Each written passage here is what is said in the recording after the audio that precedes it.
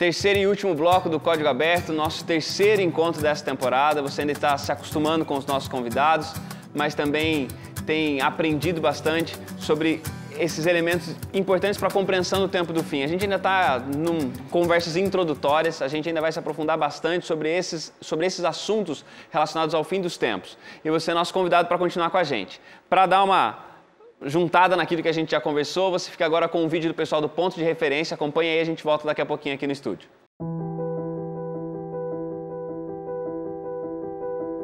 Frequentemente eu vejo os ditos cristãos desfazendo dos escritos contidos no Antigo Testamento, em detrimento do chamado Novo Testamento. O que as pessoas não entendem é que essas divisões foram feitas apenas com efeito didático, para facilitar o estudo, e nada tem a ver com o grau de importância ou estar ultrapassado. Ao contrário, as escrituras usadas por Jesus e pelos apóstolos eram o Antigo Testamento e foram a base e o fundamento de toda a fé cristã. A Bíblia toda é inspirada, Palavra do Senhor, e deve ser estudada em conjunto, pois se completam.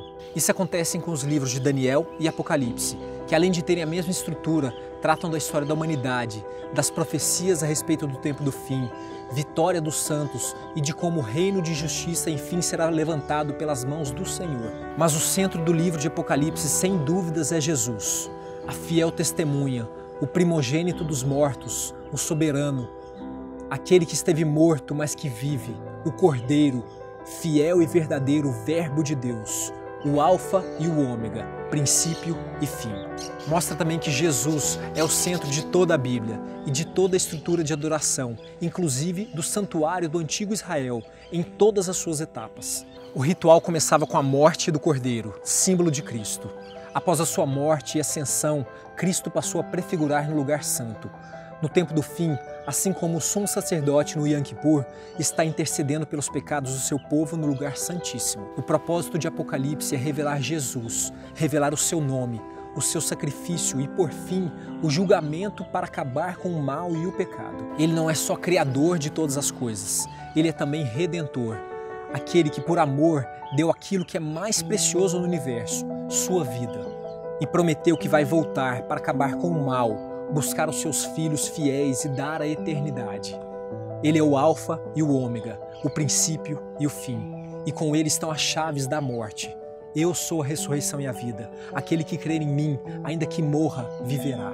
Essa é a maior promessa da Bíblia, a esperança de que ele enxugará dos olhos toda lágrima e a morte não mais existirá. Mas para isso, Cristo deve ser não somente o centro da Bíblia e do Apocalipse, mas principalmente da sua vida. Que a paz seja convosco.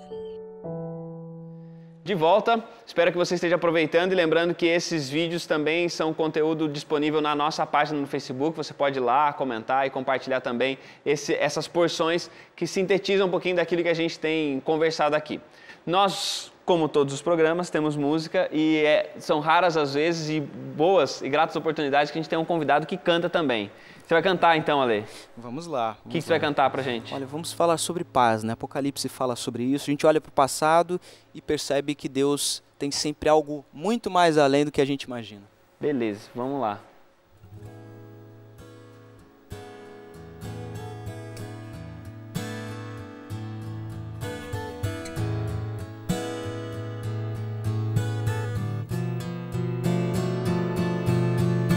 Essa paz que invade o meu ser veio pra ficar, expulsou toda tristeza que me afastou, me fez chegar aqui.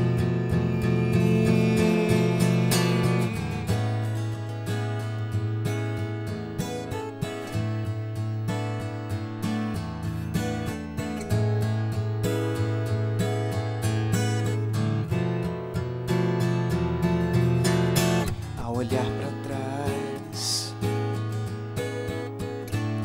vejo tua mão provendo o que eu não fui capaz de cumprir e de fazer valer. meus próprios meios de tentar te agradar.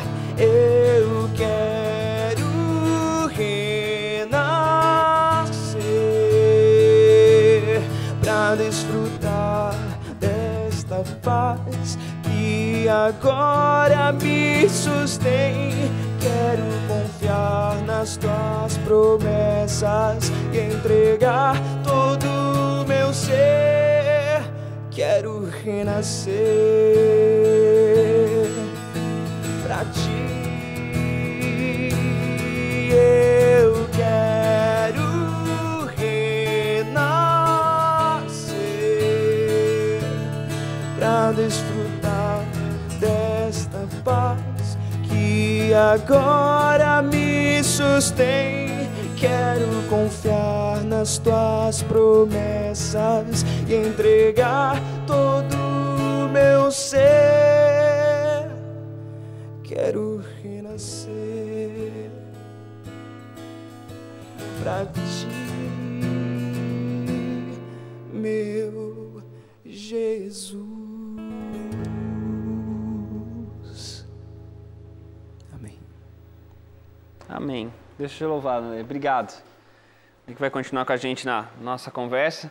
A gente volta aqui agora pensando um pouquinho sobre esse Jesus como sendo esse personagem central no livro do Apocalipse. Ele representa, como a Alana falou mesmo, eu acho bonito que você disse que Jesus meio para se adequar nas diferentes experiências das pessoas. Quando você olha para esses títulos de Jesus, quando você olha para as descrições, para esses papéis que Jesus parece desempenhar no livro do Apocalipse, pelo menos são descritos no livro do Apocalipse como papéis dele, qual deles assim mais te fala pessoalmente?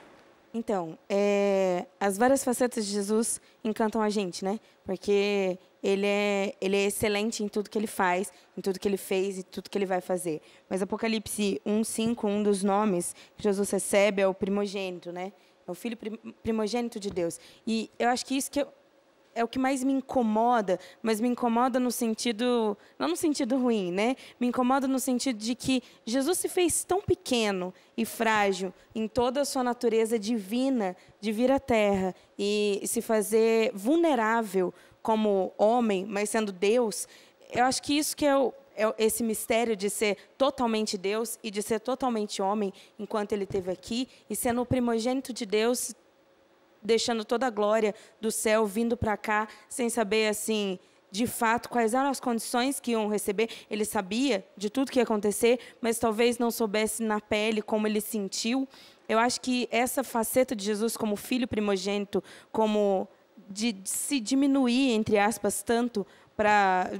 Você disse que ele se adequa, né? Que nem eu comentei. É como se fosse um Jesus líquido que se adapta a cada uma das nossas necessidades para preencher o buraco do meu coração. Às vezes, meu buraco é menor, é maior. E, para mim, o que mais me impressiona é esse Jesus filho que se fez homem, mesmo sendo Deus, só para me salvar. Muito bonito. E é bonito pensar que ele é descrito, né, no primogênito também como sendo o primogênito dos mortos. E o que é isso? Isso é a parte que me encanta. Ela destacou o primogênito e eu destaco a segunda parte, dos mortos. Na verdade, o texto que me chama a atenção é o 1:18, onde Jesus é apresentado como o que esteve morto, o que vive, o que esteve morto, né, mas que vive pelo século dos séculos e que tem as chaves da morte e do inferno. Isso me toca por quê? Porque a morte, ela certamente já tocou na família de cada um de nós, mas na minha família, há anos recentes, ela tem tocado de uma forma terrível. E eu tive a tristeza de fazer o enterro de um sobrinho de 10 anos, vítima de uma bala perdida. Nossa. E o que você fala diante de uma situação como essa, né? E eu não me lembro muito o que eu falei no enterro. Eu só me lembro do que eu falei depois, quando o caixão desceu, olhando para minha irmã e para os meus pais ali. Eu falei assim, eu vou trabalhar até o último dia da minha vida, porque eu quero encontrar esse menino o mais rápido possível. Jesus vai ressuscitar ele. Então essa crença de que Jesus é aquele que venceu a morte, isso para mim é a coisa mais maravilhosa do Apocalipse. Porque quando a gente pensa Na experiência da gente como ser humano, né? Todo tempo a gente está... Nós temos várias coisas, garantias, certezas, mas a gente não tem certeza da vida. A gente é tão frágil, tão simples. Vem Jesus dizendo o seguinte, olha, ele viveu, morreu, mas reviveu e ele tem a chave da morte e do inferno. Ele tem poder de vencer a morte. Isso é muito confortador, muito confortador. E você, Janine, quando você pensa nesses títulos que Jesus recebe, o que você... Olha, pastor Tiago, foi até engraçado, porque ao estudar essa lição, eu parei para estudar um pouquinho sobre Jesus, o Cordeiro. Eu nunca tinha parado para pensar que realmente a importância dele ter sido o Cordeiro aqui na Terra. Porque em alguma parte dessa lição fala que Jesus sabia o tanto que ele iria sofrer e mesmo assim ele veio para essa terra para salvar eu, você, todos nós que estamos aqui. E não cabe na minha cabeça pensar que eu, cheia de falhas e de pecados, e com tudo que eu tenho, mesmo assim, ele me ama incondicionalmente a ponto de morrer por mim, aqui na terra, de ser o Cordeiro, e agora ser o meu intercessor lá no céu. Então, isso é muito bonito, de descobrir que esse meu pai que me criou e não desiste de mim, apesar do pecado que entrou na terra. É o grande conflito entre o bem e o mal. E ele não desiste de mim, ele não desiste da gente. Então, o que me chamou a atenção foi esse Jesus, esse Deus Cordeiro. E é bonito você falou, né? Ele não desiste porque, assim, é uma guerra que começou, a gente, por várias vezes, a gente escolhe o lado contrário, o lado dele na guerra, mas ele continua investindo, continua aberto. Incansavelmente. Não fecha a porta do exército dele, né? Falando assim, já que você foi lutar no outro exército, agora não volta mais para cá, não pega mais minhas armas. Não, ele deixa... A gente sempre tem a oportunidade de rendição e voltar, né? Reintegrar o exército dele. Você, Ale? Desses versos aqui, olha, me dá muita tranquilidade quando eu penso em Jesus como o alfa e o ômega. Apocalipse 21, verso 6. Porque Jesus é aquele que, desde o princípio, já era o Cordeiro morto. Então, antes que o ser humano pecasse, ele já havia decidido morrer na cruz por mim e por você. Quer dizer, ele não queria saber se a gente estava a fim de voltar para casa. E isso me encanta porque é um Deus que, antes de você existir, ele já planejou tudo, já preparou o berçário, já preparou o quartinho para você dormir, pintou, deixou o planeta maravilhoso para a gente viver, e mesmo sabendo que tudo podia dar errado, e ele já se colocou à disposição, se deu. Eu imagino o que deve ser um Deus que é imenso, maior que qualquer coisa que possa existir nesse universo, se revestir de um ser sujo que nem a gente, sabe? Um ser humilhante, e ele vem e morre na cruz como um bebê. Não foi nem como um rei, foi só um bebê. Isso eu acho maravilhoso.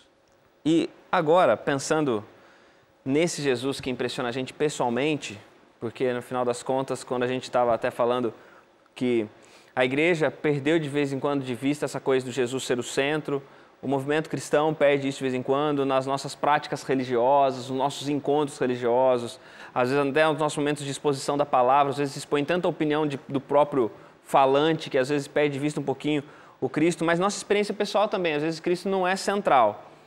Mas quando a gente pensa que nós estamos diante de um livro então que fala do tempo do fim, é o livro então que a gente vai ver listado os últimos acontecimentos desse mundo, e a gente percebe que esse livro tem como personagem central esse Cristo, que é Cordeiro, que é humano, né, que vem ser humano como primogênito, que é a garantia da ressurreição, esse Jesus que vem, que é alfa e ômega. Quando eu penso nisso, agora a minha pergunta e minha última pergunta para você é o seguinte: que tipo de visão eu posso ter agora do tempo do fim, sabendo que o livro que me apresenta o fim, primariamente ele me apresenta a Cristo?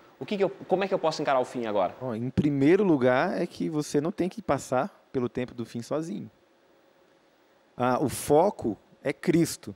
Existem teologias e doutrinas por aí onde o foco é o ser humano, é o seu comportamento, é o seu desempenho, é a sua perfeição, é você olhando para você mesmo. Existem algumas teologias onde é Deus que depende do desempenho humano, mas é o contrário.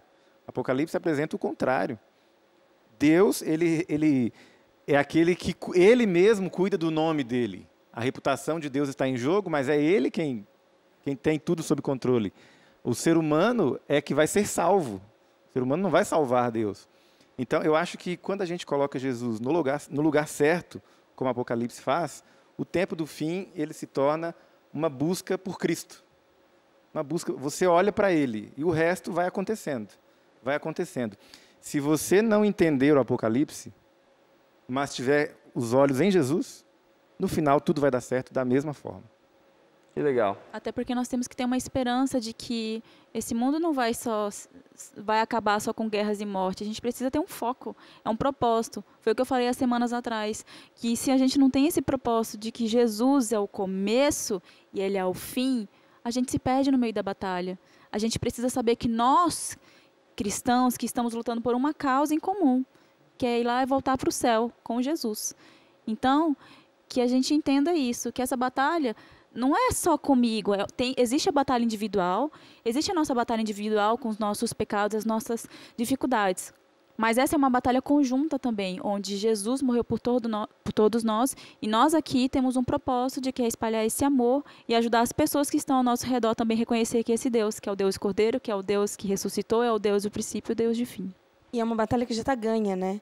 Eu acho que o pastor comentou algumas semanas que é como se Satanás tivesse levado um 7-1 de Jesus em todas as situações. E aí, Satanás falou assim, então eu vou lutar contra os cristãos. E é nesse momento que a gente está vivendo, em que ele nos tenta para que a gente se perca. Mas a gente tem que lembrar que o grande finale, né, que o final dessa história já está ganho, porque Jesus já venceu. O checkmate já foi dado, né? O checkmate já foi dado. Então, é só escolher de que lado que eu estou. E aí, a minha perspectiva do Apocalipse é totalmente diferente, que é só uma esperança de um momento em que vai acabar tudo de ruim que está acontecendo, em que eu vou contemplar a Cristo pessoalmente, seja para agradecer, seja para louvar, para adorar, ou seja para viver a eternidade, para tentar entender tudo isso que aconteceu e tentar entender como eu sou pequena e mesmo sem merecer, esse Jesus fez tudo isso por mim.